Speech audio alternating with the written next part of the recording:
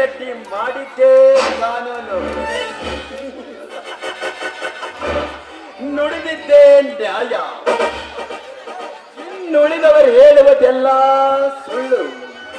ಅಕಸ್ಮಾತ್ ಈ ರೆಡ್ಡಿಯ ಮಾತು ಮೀರಿ ನಡೆದವರನ್ನು ನಾನು ಹೊಡೆಯುವ ಹಸ್ತಗಳನ್ನು ಕನಸಿನಲ್ಲಿಯೇ ಕಗಬಡಿಸುತ್ತೋ ನರಕ ಕುಂಡಲಕ್ಕೆ ಕೊಳೆಯುವುದೇ ಏಕೆ ರೆಡ್ಡಿಯ ಗತ್ತು.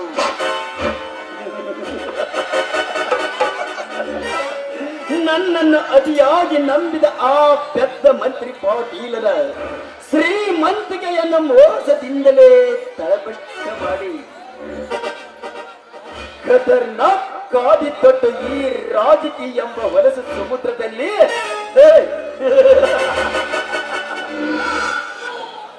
ಈಜಿದಕ್ಕೆ ಸಾರ್ಥಕವಾಗುತ್ತದೆ.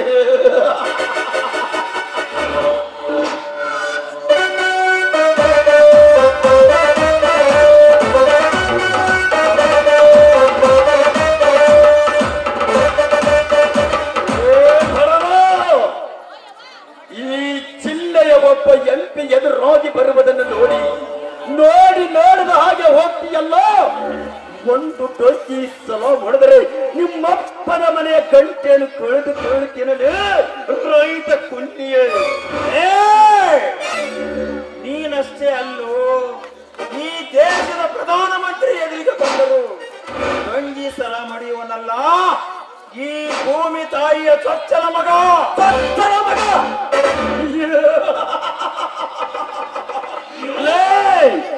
ನೀನ್ಯಾವ ಸೀಮೆಯ ಚೊಚ್ಚಲ ಮಗನಲ್ಲೇ ತಿರುಬೋಕಿ ರೈತರೇ. ದುಡ್ಡೇ ದೊಡ್ಡಪ್ಪನಾಗಿರುವ ಈ ಕಲಿಕಾಲದಲ್ಲಿ ಸತ್ಯ ಧರ್ಮ ಎಲ್ಲಿದೆ ಎನ್ನುವುದನ್ನು ಕೈ ಎತ್ತಿ ಹೇಳುವ ಪ್ರಾಮಾಣಿಕ ವ್ಯಕ್ತಿ ಅಂದರೆ ಈ ಮಣ್ಣಿನ ಮಗನ ಒಬ್ಬನೇ. ಮಣ್ಣಿನ ಮಗ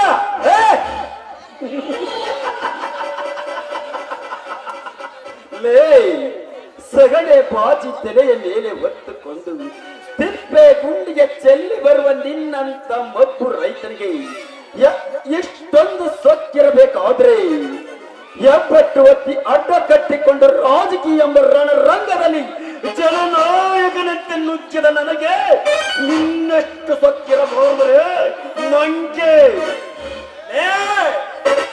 ಅದೇ ಸಗಣಿ ಬಾಚಿ ಬಿಸಿಲೆನ್ನದೆ ಚಳಿ ಎನ್ನದೆ ನಿರಂತರ ಭೂಮಿಯಲ್ಲಿ ಮೈ ಬೆವರು ಕಿತ್ತು ಬರುವವರೆಗೂ ಕುರಿತು ನಿಮ್ಮಂತ ಕಾದಿ ತೊಟ್ಟ ಕಳ್ಳ ರಾಜಕಾರಣಿಗಳಿಗೆ ಅನ್ನ ಹಾಕುವನೇ ಈ ರೈತ ಯೋಗಿ.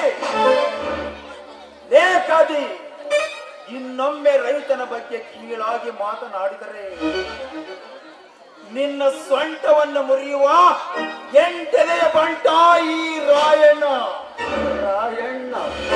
ಎಂಟೆದೆಯ ಬಂಟ. ಶಬಾಷ್, ಗಂಡು ಅಂದ್ರೆ ನೀನೇ ಕಣು. ವಯಸ್ಸಿಗೆ ತಕ್ಕ ಶಕ್ತಿ, ಶಕ್ತಿಗೆ ತಕ್ಕ ಧೈರ್ಯ, ಧೈರ್ಯಕ್ಕೆ ತಕ್ಕ ಛಲ, ಛಲಕ್ಕೆ ತಕ್ಕ ಬಲ. ಲೇ ಅಂದ ಹಾಗೆ ನಿನ್ನ ಹೆಸರೇನಲ್ಲೇ? ನನ್ನ ಹೆಸರು ಕೇಳಿದರೆ ನಿನ್ನ ಉಸಿರು ನಿಂತು ಹೋಗಬಹುದು ಮರಿ. ನನ್ನ ಹೆಸರು ಕೇಳಿಸಿಕೋ ಮುಂಚೆ ನಿನ್ನ ಎದೆಗುಂಡಿಗೆ ಗಟ್ಟಿ ಇದೆಯಾ?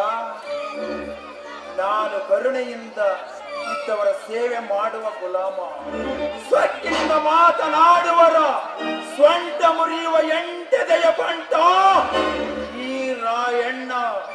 ಎಂಟೆದೆಯ ಬಂಟ.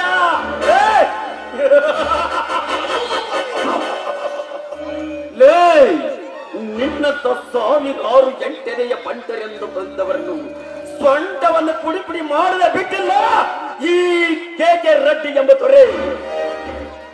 ಕೆ ರೆಡ್ಡಿ ರೈತರ ಉಸಿರನ್ನೇ ಹಸಿರನ್ನಾಗಿ ಮಾಡಿಕೊಂಡು ಸರ್ಕಾರದಿಂದ ರೈತರಿಗೆ ಬಡವರಿಗೆ ಬರುವ ಸೌಲಭ್ಯಗಳನ್ನು ಬಂಡತನದಿಂದ ಬಡಿದು ತಿಂದು ಪುಂಡತನದಿಂದ ಮೆರೆಯುವ ರಾಜಕೀಯ ಪುಂಡರನ್ನು ಹೇಳಲು ಹೆಸರಿಲ್ಲದಂತೆ ಮಾಡಲು ಹುಟ್ಟಿ ಬಂದಿರುವನು ಈ ಕೆಚ್ಚನೆಯ ವೀರ ರಾಯಣ್ಣನೆಂಬ ಹುಲಿ.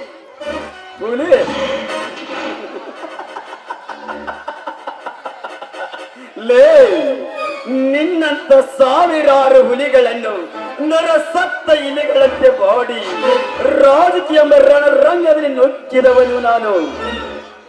ಲೇ ರಾಯ, ಮೈಯಲ್ಲಿ ಬಿಸಿ ರಕ್ತ ಹರಿಯುತ್ತದೆ ಎಂದು ರಾಜಕಾರಣಿಗಳ ಬಗ್ಗೆ ಕೆಟ್ಟದ್ದನ್ನು ಮಾತನಾಡಿದರೆ ನಿನ್ನ ಕೊಳವೆನ ಕಿತ್ತುಕೊಳ್ಳಬೇಕಾಗುತ್ತದೆ. ಎಚ್ಚರ, ನನಗೆ ಎಚ್ಚರ ಹೇಳುವ ಬಂಡ ಸೂಳೆಯ ಮಗನೇ. ಬೇವಿನ ಬೀಜ ಬಿತ್ತಿ ಬೆಲ್ಲದ ಕಟ್ಟೆಯನ್ನು ಕಟ್ಟಿ ಆಕಳ ಹಾಲನ್ನೆರೆದು ಜೇನು ತುಪ್ಪ ಒಯ್ದರೂ ಕಹಿ ಆಗದೆ ಸಿಹಿ ಆಗಲು ಸಾಧ್ಯವೇ? ನಿಮ್ಮಂತ ಭೂಗತ ರಾಜಕಾರಣಿಗಳ ಕಪಿಮುಷ್ಟಿಯಲ್ಲಿ ಸಿಕ್ಕು ನಮ್ಮ ದೇಶ ಸುಟ್ಟು ಕರಕಲಾಗಲು ಹತ್ತಿದೆ. ದುರ್ಬಲ ವರ್ಗದವರಿಗೆ, ದೀನ ದಲಿತರಿಗೆ ಅದನ್ನು ಮಾಡಿಸುತ್ತೇನೆ, ಇದನ್ನು ಮಾಡಿಸುತ್ತೇನೆಂದು ಪ್ರಜಾಜನತೆಗೆ ಸುಳ್ಳು ಆಶ್ವಾಸನೆ ಕೊಟ್ಟು ಚುನಾವಣೆಯಲ್ಲಿ ಗೆಲುವು ಸಾಧಿಸಿ ಆಳಿಕೆಯ ಚುಕ್ಕಾಣಿ ಹಿಡಿದು ದೇಶದ ಹಣವನ್ನು ಕೊಳ್ಳೆ ಹೊಡೆಸಿ ಎಸಿ ರೂಮಿನಲ್ಲಿ ಮಲಗುವ ನಿಮ್ಮಂತ ನರ ವ್ಯಾಘ್ರರ ಪಾಠ ಕಲಿಸಲು ಸಿದ್ಧನಾಗಿ ಬಂದಿದ್ದಾನೆ ಈ ರಾಯಣ್ಣನೆಂಬ ಹುಲಿ. ತಿಳಿದುಕೋ ಲೇ ರಾಯ, ಸ್ವಾನ ಹೊಗಳಿದರೆ ನಾಗಲೋಕವೇನ ಹಾಳಾಗುವುದೇ? ಕೋಳಿ ಕೂಗಿದಾಕ್ಷಣ ಸೂರ್ಯ ಉದಯಿಸುವನೇ? ಲೇ ರಾಯ, ನಾವು ರಾಜಕಾರಣಿಗಳು, ನಿಮ್ಮಿಂದ ನಾವಲ್ಲ ನಮ್ಮಿಂದ ನೀವು ಎದ್ದಿರಿ ಎನ್ನುವುದನ್ನು ಮಾತ್ರ ಮರೆಯಬೇಡ. ಏಕೆ ಮನೆ ಬಾಗಿಲಿಗೆ ಬಂದು ಮತ ಹಾಕಿಸಿಕೊಂಡು ಬಹುಮಾಡಿಯ ಕಟ್ಟಡ ಏರಿದ ನಿಮ್ಮಂತವರಿಗೆ ಓಟು ಎಂಬ ಭಿಕ್ಷೆ ನೀಡಿದ್ದು ನಾವೇ. ಅದು ಇಷ್ಟು ಬೇಗ ಮರೆತು ಹೋಯಿತಾ? ರಾಜಕಾರಣಿಗಳಿಗೆ ಓಟು ಹಾಕಿಸಿ ಕಳಿಸುವುದು ಅದು ನಮ್ಮ ಗುಣಧರ್ಮ.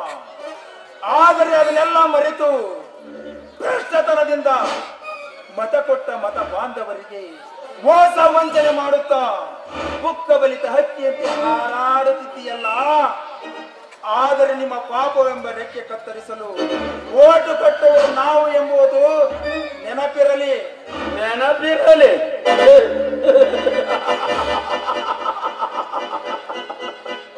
ಲೇ ರಾಯ, ಎಲೆಕ್ಷನ್ ಬಂದಾಗ ಓಟು ಹಾಕುವ ಈ ಮಬ್ಬು ಜನರಿಗೆ ಒಂದು ರಮ್ ಬಾಟ್ಲಿ, ಒಂದೇ ಒಂದು ಗಾಂಧಿ ತಾತನ ನೋಟು ಕೊಟ್ಟರೆ ಸಾಕು, ಕಣ್ಣು ಮುಚ್ಚಿಕೊಂಡು ನಮ್ಮ ಗುರ್ತಿನ ಮುಂದೆ ಬಟನ್ ಒತ್ತಿ ಹೋಗುತ್ತಿದ್ದಾರೆ. ಅಂದ ಮೇಲೆ ನಮ್ಮನ್ನು ಹುಟ್ಟಿಸಿದ ಆ ಹರಿಹರ ಬ್ರಹ್ಮನಿಂದಲೂ ಓಡಿಸಲು ಸಾಧ್ಯವಿಲ್ಲಲೇ, ಓಡಿಸಲು ಸಾಧ್ಯವಿಲ್ಲ.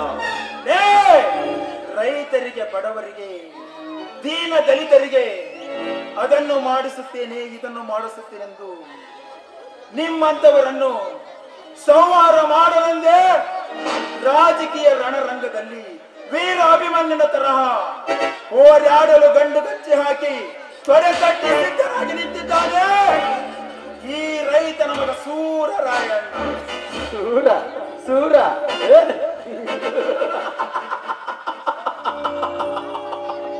ಲೇ ರಾಯ,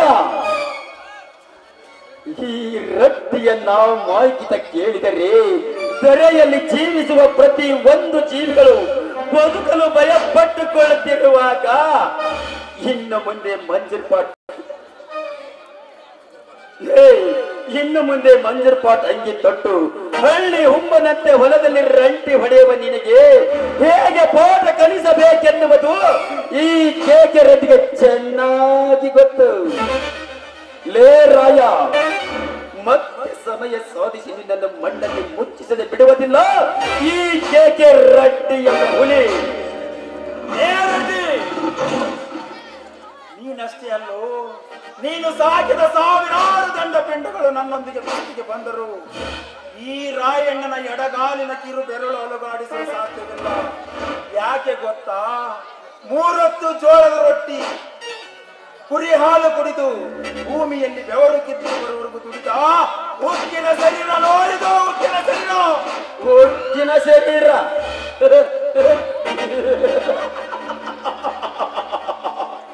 ಲೇ ರಾಯ, ಹಳ್ಳಿಯಿಂದ ಹಿಡಿದು ದಿಲ್ಲಿಯ ಗಟ್ಟಿಯ ತನಕ ಸಿಂಹದಂತೆ ಗುಡುಗು ಹಾಕುವ ನಮಗೆ ನಿನ್ನ ಪೌರ ಬಾಲ ಬಿಚ್ಚಬೇಡಲೇ ರಾಯ. ಮತ್ತೆ ಸಮಯ ಸಾಧಿಸಿ ನಿನ್ನನ್ನು ನಿನ್ನ ಸಾವಿನ ಮೂರ್ತ ಬಿಚ್ ಮಾಡೇ ಮಾಡ್ತೇನೆ. ಲೇ ರಾಯ, ಬರ್ತೇನೆ. ಹೋಗು, ಹಲಕಟ್ ರಾಜಕೀಯ ದರ್ಬಾರ್ ನಡೆಸುವ ಮುಂಡೆಯ ಮಗನೇ.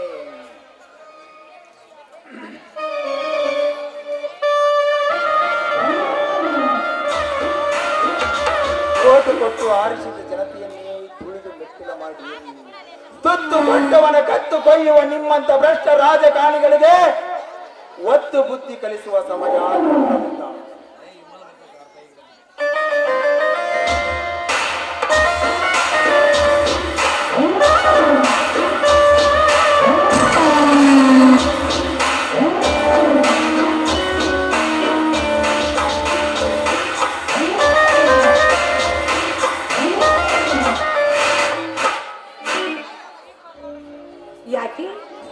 ಯಾಕೋ ಉಗ್ರ ನರಸಿಂಹನ ಹಾಗೆ ಅವತಾರ ತಾಳಿಕೊಂಡು ಈ ರೂಢಿನಲ್ಲಿ ನಿಂತಿದ್ದಲ್ಲ, ಯಾಕೆಂದ್ರೆ ಕೇಳುವುದೇ ಕಾಮಿ. ನೋಡಮ್ಮ ತಾಯಿ, ನನಗೆ ಪರಸ್ತ್ರೀಯರೊಂದಿಗೆ ಮಾತನಾಡುವ ಅಭ್ಯಾಸವಿಲ್ಲ. ತಾನೇನು ದಯಮಾಡಿ ಹೋಗಬಹುದು. ಯಾಕೆ ಹೆಣ್ಣು ಮಕ್ಕಳಂದ್ರೆ ನಿಮಗೆ ಅಷ್ಟೊಂದು ಅಲರ್ಜಿನ? ಆಗಲ್ಲ. ಹೆಣ್ಣಂದರೆ ಈ ನಮ್ಮ ನಾಡಿನ ಜನತೆ ಪೂಜಿಸುವ ದೇವತೆ ಇದ್ದಂತೆ. ಆ ದೇವತೆಯ ಸ್ವರೂಪದಿಂದಿರುವ ಸ್ತ್ರೀ ನಾರಿಯ ಬಗ್ಗೆ ನನಗೆ ತುಂಬಾ ಗೌರವ ಇದೆ. ಆ ಗೌರವ ಪ್ರಶ್ನೆಯನ್ನು ನಿಮ್ಮ ಮನಸ್ಸಿನ ಕಿತ್ತು ಹಾಕಿ ಅಂತ ನಾನು ಕೇಳ್ಕೊಳ್ತಾ ಇದ್ದೇನೆ. ಯಾಕೆಂದ್ರೆ ನಿಮ್ಮನ್ನು ನನ್ನ ಹೃದಯದಲ್ಲಿಟ್ಟು ನಾನು ನಿಮ್ಮನ್ನು ಪೂಜೆ ಮಾಡ್ತಾ ಇದ್ದೇನೆ. ಅಂದ್ರೆ ನಾನು ನಿಮ್ಮನ್ನು ಪ್ರೀತಿಸ್ತಾ ಇದ್ದೇನೆ. ನಿಮ್ಮನ್ನು ನನ್ನ ಹೃದಯದಲ್ಲಿಟ್ಟು ಪ್ರೀತಿಸ್ತಾ ಇದ್ದೇನೆ. ಅದಕ್ಕೋಸ್ಕರವಾಗಿ ನೀವು ಕೂಡ ನನ್ನ ಪ್ರೀತಿ ಸಿಗತ್ತೆ. ನಾನು ನಿಮ್ಮಲ್ಲಿ ನಾನೀಗ ಏನು ಮಾಡ್ಬೇಕು ತಾಯಿ? ಏನೂ ಇಲ್ಲ. ಈ ನಿಮ್ಮ ಮುದ್ದಾದ ಕೈಗಳಿಂದ ನನ್ನ ತಬ್ಬಿಕೊಂಡು ನನ್ನ ಮೃದುವಾದ ಕೆಂಡಿಗೊಂದು ಮುದ್ದು ಕೊಟ್ಟರೆ ಸಾಕು. ದೂರ ನಿಂತು ಮಾತನಾಡು. ಇದೇ ಕೊನೆ. ಇನ್ನೊಂದು ಸಾರಿ ನನ್ನ ಮುಂದೆ ಪ್ರೀತಿ ಪ್ರೇಮ ಕಾಮ ಅಂತ ಖ್ಯಾತೆ ತೆಗೆದರೆ ನಾನು ಮನಸ್ಸತ್ವವನ್ನೇ ಮರೆತು ನಿನ್ನ ಪಾಲಿಗೆ ಮೃಗವಾಗಬೇಕಾಗುತ್ತದೆ. ಅಕ್ಷರ ನೋಡಿ ರಾಯ, ಪ್ರೀತಿಯಿಂದ ಒಂದು ಹೆಣ್ಣು ಇಷ್ಟೊಂದು ಕೇಳಿದ್ರು ಉಗ್ರ ನರಸಿಂಹನ ಅವತಾರ ತಾಳಿ ಒಂದು ಹೆಣ್ಣನ್ನೇ ದೂರ ಮಾಡ್ತಾ ಇದ್ದೀರಲ್ಲ, ಯಾಕೆ ನಿಮ್ಮಲ್ಲಿ ಪುರುಷತನ ಇಲ್ವೋ ಅಥವಾ ಹುಚ್ಚು ಕಾಮದ ನಾಯಿ? ನಿನ್ನ ನ್ಯಾಲಿಗೆಯನ್ನು ಉತ್ತರಿಸಬೇಡ. ನಮ್ಮ ದೇಶದಲ್ಲಿ ಹೆಣ್ಣಿಗೆ ದೊಡ್ಡ ಸ್ಥಾನವಿದೆ. ಆ ಸ್ಥಾನಕ್ಕೆ ಕಳಂಕದ ಕಪ್ಪು ಮಸಿ ಬಳಿಯುವ ಜಾಯಮಾನ ನನ್ನದಲ್ಲ. ಸುಮ್ಮನೆ ಇಲ್ಲಿಂದ ಹೊರಟು ಹೋಗಬಿಡು ತಾಯಿ. ನೋಡಿ, ಸುಮ್ಮನೆ ನಿಮ್ಮೊಂದಿಗೆ ಟಿಕಣಿ ಹಾಕಲು ನಾನು ಇಲ್ಲಿವರೆಗೆ ಬಂದಿಲ್ಲ. ಯಾಕೆಂದ್ರೆ ನಿಮ್ಮೊಂದಿಗೆ ನಾನು ಇರ್ಬೇಕಂತ ಆಸೆ ಪಟ್ಟು ಬಂದಿದ್ದೇನೆ. ಈಗ ನನ್ನ ಆಸೆಯನ್ನು ಪೂರೈಸುವ.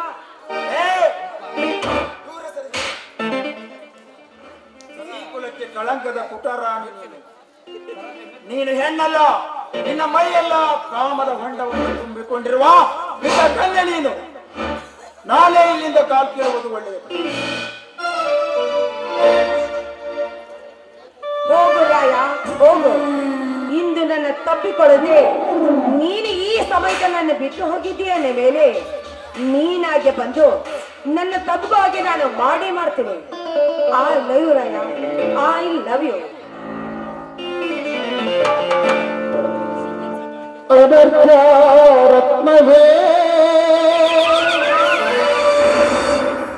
ಅನರ್ಘ್ಯ ರತ್ನವೇ, ಅನರ್ಘ್ಯ ರತ್ನವೇ, ಅನರ್ಘ್ಯ ರತ್ನವೇ.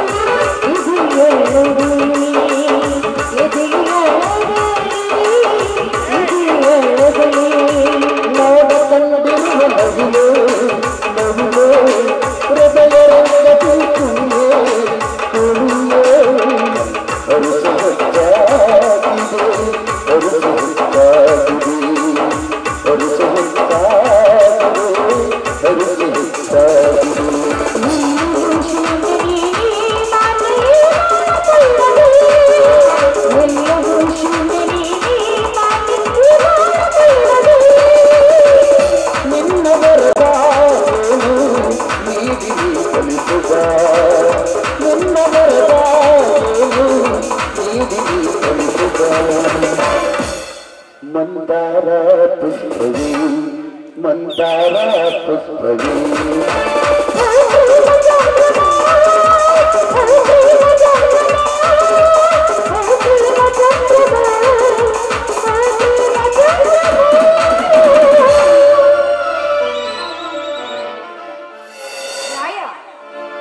ನೀನು ಬರುತ್ತಿಲ್ಲ ಅಂತ ಹೇಳಿ ನೀನಾಗೆ ಬಂದು ಸುಂದರವಾದ ರಮ್ಯತಾಣದಲ್ಲಿ ಒಂದು ಸುಂದರವಾದ ದೇವಲೋಕದ ಅಪ್ಸರೆಯಂತೆ ಹೆಣ್ಣು ಕನಸಿನ ಲೋಕಕ್ಕೆ ಜಾರಿದಂತೆ ಕಾಣುತ್ತದೆ. ಮಿಸ್, ಈ ರಸ್ತೆಯಲ್ಲಿ ಒಬ್ಬಳೇ ನಿಂತುಕೊಂಡು ಏನೋ ಕನಸಿನ ಲೋಕದಲ್ಲಿ ಇದ್ದಂತೆ ಕಾಣುತ್ತದೆ. ಯಾರು ತಾವು? ರಾಯ, ನೋಡು, ನನ್ನಿಂದ ದೂರದ ನೀನು ಉಪ್ಪಿನ ನೀರಿಂದ ಕರಗಿ ಮತ್ತೆ ನನಗೋಸ್ಕರವಾಗಿ ಬಂದೇ ಬಿಟ್ಟಿಯಾ ನಾಟಿ? ನಾನು ರಾಯ ಅಲ್ಲ, ನನ್ನ ಹೆಸರು ಸುರೇಂದ್ರ ಅಂತ ಹೇಳಿ. ಓಹೋ, ನೀವಾ? ಹಾಗಾದ್ರೆ ಇಷ್ಟೊತ್ತ ನನ್ನ ಕೈ ಹಿಡಿದು ಹಾಡಿ ಕುಡಿದಿದ್ದು ಯಾರ ಜೊತೆ ಅಂತ ಗೊತ್ತಾಗ್ತಾ ಇಲ್ಲ. ನಾನು ಹಾಡಿ ಕುಡಿದಿದ್ದು ರೀ ಮಿಸ್, ನಿಮ್ಮ ತಲೆ ಸರಿ ಇದೆಯೋ ಅಥವಾ ಮೆಂಟಲ್ ಆಗಿದೆಯೋ ಆ ದೇವರೇ ಬಲ್ಲ. ನಾನಿನ್ನು ಬರುತ್ತೇನೆ. ನಿಲ್ಲಿ. ನಿಲ್ಲಿಸಿದ ಕಾರಣ? ನೀವು ಇವರಿಗೆ ಹೊಸಬೃತ್ತ ಕಾಣುತ್ತೆ. ಇಲ್ಲ, ನಾನು ಇದೇ ಊರಿನವನು. ಮತ್ತೆ ನಿಮ್ಮ ಪರಿಚಯ ನಡೆಗಿಲ್ವಲ್ಲ? ನನ್ನ ಪರಿಚಯ ತಗೊಂಡು ನನ್ನೊಂದಿಗೆ ವೀಕ್ಷಣೆ ಬೆಳೆಸ್ತೀರಾ? ಛೇ, ಹಾಗೇನೇ ಇಲ್ಲ. ಆದ್ರೆ ನಿಮ್ಮ ಪರಿಚಯ ನನಗೆ ಬೇಕಾಗಿತ್ತು, ಅದಕ್ಕೆ ಕೇಳಿದ್ದೇನೆ ಅಷ್ಟೇ. ನೋಡಿ, ನಿಮ್ಮನ್ನು ನೋಡಿದ್ರೆ ಯಾವುದೋ ಒಂದು ಜಾಬ್ ಮಾಡೋಗಿ ಕಾಣ್ತಾ ಇದ್ದೀರಾ. ಯಾವ ಜಾಬ್ ಮಾಡ್ತಾ ಇದ್ದೀರಾ? ಹೌದು, ನಾನೊಬ್ಬ ದಕ್ಷ ಪೊಲೀಸ್ ಅಧಿಕಾರಿ. ಇರಲಿ, ಇಷ್ಟೊಂದು ಕುಲಂಕುಷವಾಗಿ ವಿಚಾರಿಸುತ್ತಿರುವರಲ್ಲ, ತಾವೇನಾದರೂ ಲೋಕಾಯುಕ್ತ ಡಿಪಾರ್ಟ್ಮೆಂಟಿನವರೇ? ಛೇ, ಹಾಗೇನೇ ಇಲ್ಲ. ನಾನು ಕಾಮಿನಿ ಅಂತ ನನ್ನ ಹೆಸರು. ನೋಡಿ ಕಾಮಿನಿ, ನೀವು ಮಾಡರ್ನ್ ಲೇಡಿಯಾಗಿ ಸೇರಿಕೊಂಡಿದ್ದು ಶುದ್ಧ ತಪ್ಪೆಂದು ನನ್ನ ಆತ್ಮ ಹೇಳ್ತದೆ. ಏನು ಮಾಡ್ಬೇಕಿ ಸರ್? ಈ ಬಡತನದ ಕಿಚ್ಚು ನನ್ನನ್ನು ಈ ಹಾದಿಗೆ ತಲುಪಿಸಿದೆ ಅಂತಾಗ ಏನ್ ಮಾಡ್ಬೇಕು? ಹೊಟ್ಟಿಪಾಡಿಗಾಗಿ ಯಾವ್ದಾದ್ರು ಒಂದು ಕೆಲಸ ಮಾಡ್ಲೇಬೇಕಲ್ಲ. ಕಾಮಿನಿ, ಕಾಯಕ ಮಾಡಬೇಕು ನಿಜ, ಆದರೆ ನಾವು ಮಾಡುವ ಕಾಯಕ 4 ಜನರ ಬಾಯಿಂದ ಹೊಗಳುವಂತಿರಬೇಕೆ ವಿನಃ 4 ಜನರು ಉಗುಳುವಂತ ಕಾಯಕವಾಗಿರಬಾರದು. ತಿಳಿಯಿತೆ? ಸರ್, ನಿಮ್ಮ ಮಾತಿನ ಅರ್ಥವೇ ನನಗೆ ಆಗ್ತಾ ಇಲ್ಲ. ಅದು ಏನಂತ ಹೇಳಿ. ನೋಡಿ ಕಾಮಿನಿ, ನೀವು ಅರೇಬತ್ತಲ ಡ್ರೆಸ್ ಹಾಕಿಕೊಂಡು ಈ ಸಮಾಜದ ಮುಂದೆ ಪೋಜ್ ಕೊಡುವುದಾಗಲಿ, ಬಾರ್ ರೆಸ್ಟೋರೆಂಟ್ಗಳಲ್ಲಿ ಕುಡಿಯುವುದಾಗಲಿ, ಡ್ರಾಮಾ ಕಂಪನಿಗಳಲ್ಲಿ ಲಗ್ನವಾಗಿ ಕುಣಿಯುವುದಾಗಲಿ, ಇವೆಲ್ಲವೂ ಹಿಂದೂ ಧರ್ಮದ ಸಂಸ್ಕೃತಿ ಅಲ್ಲ. ಇದನ್ನೆಲ್ಲ ಬಿಟ್ಟು ಯಾವುದಾದರೂ ಒಂದು ಒಳ್ಳೆಯ ಕಾಯಕ ಆರಿಸಿಕೊಳ್ಳೋದು ಉತ್ತಮ ಎಂದು ನನ್ನ ಮನಸ್ಸು ಹೇಳುತ್ತಿದೆ ಕಾಮಿನಿ. ಆಯ್ತು ಸರ್, ನಾಳಿಂದಲೇ ಈ ಮಾಡೋ ಕೆಲಸಕ್ಕೆ ಗುಡ್ ಬೈ ಹೇಳಿ ಒಳ್ಳೆಯವಳಾಗಿ ಬರ್ತೀನಿ, ಸರಿನಾ? ಹಾ, ನಾನು ತುಂಬಾ ಲೇಟ್ ಆಗ್ತಾ ಇದೆ, ನಾನು ಹೋಗಿ ಬನ್ನಿ. ಹಾ, ಸ್ವಲ್ಪ ನಿಲ್ಲು ಕಾಮಿನಿ. ಈ ಸುರೇಂದ್ರ ನನ್ನನ್ನು ಮಾತನ್ನು ಕೇಳಬಹುದೇ? ಒಂದು ಮಾತಿಗೆ 100 ಮಾತಾದ್ರೆ ನಡ್ಕೊಡ್ತೀನಿ, ಕೇಳಿ ಅದ್ಯಾವ ಮಾತು ಅಂತ. ಕಾಮಿನಿ, ಈ ನಿಮ್ಮ ರೂಪ, ನಯವಾದ ಕೇಶರಾಶಿ, ತವಕದಲ್ಲಿ ಮಿನುಗುತ್ತಿರುವ ಈ ನಿನ್ನ ನಯನಗಳು, ಆಹಾ, ಅದೆಷ್ಟು ಬಣ್ಣಿಸಿದರೂ ಪದಗಳೇ ಮುಗಿಯುತ್ತಿಲ್ಲ. ಸಾಕು ಸರ್, ಈ ನಿಮ್ಮ ವರ್ಣೆ ಮಾತನ್ನು ಕೇಳಿದೆ ಆ ಕುಮಾರ್ ಕವಿಗಳಂತೆ ನೀವು ನನ್ನ ವರ್ಣೆ ಮಾಡಿ ಎಲ್ಲಿ ಮರೆತು ಬಿಡ್ತೀರಂತ ನನಗನ್ನಿಸ್ತಾ ಇದೆ. ಎಸ್ ಕಾಮಿನಿ, ನೀನೇ ನನ್ನ ಬಾಳಾಂಗಳದಲ್ಲಿ ಅರಳುವ ಮಲ್ಲಿಗೆ ಹೂವು. ಆ ಮಲ್ಲಿಗೆ ಹೂವಿನ ಸುವಾಸನೆಯನ್ನು ದಿನ ಪ್ರತಿದಿನ ನಾನೇ ಬರಮರದಂತೆ ಸರ್, ಈ ಮಾತು ಸತ್ಯವಾಗ್ಲೇ ಹೇಳ್ತಾ ಇದ್ದೀರಾ? ಈ ಸುರೇಂದ್ರ ಕೊಟ್ಟ ಮಾತಿಗೆ ಎಂದಿಗೂ ತಪ್ಪಿಲ್ಲ. ನೀನೇ ನನ್ನ ಜೀವ, ನೀನೇ ನನ್ನ ಪ್ರಾಣ. I love you Kamini, I love you. I love you Raja, I love you. ಓ ಪ್ರೇಮಿಯೇ, ಬಾ ಪ್ರೇಮಿಯೇ, ಓ ಪ್ರೇಮಿಯೇ, I love you, I love you.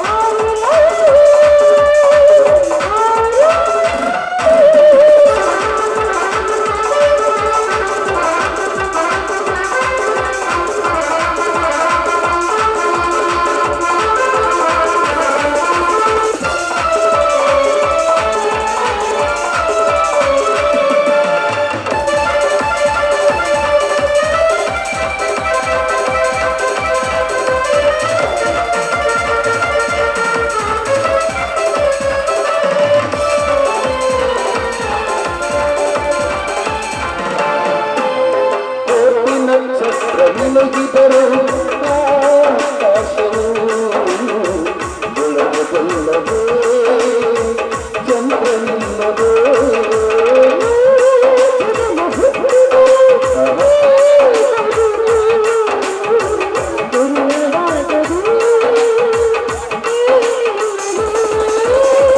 ಯಾರ ನಗೆಯ ಕಂಡರು ನಿನ್ನ ನಗೆಯ ಹುಡುಗಾಟ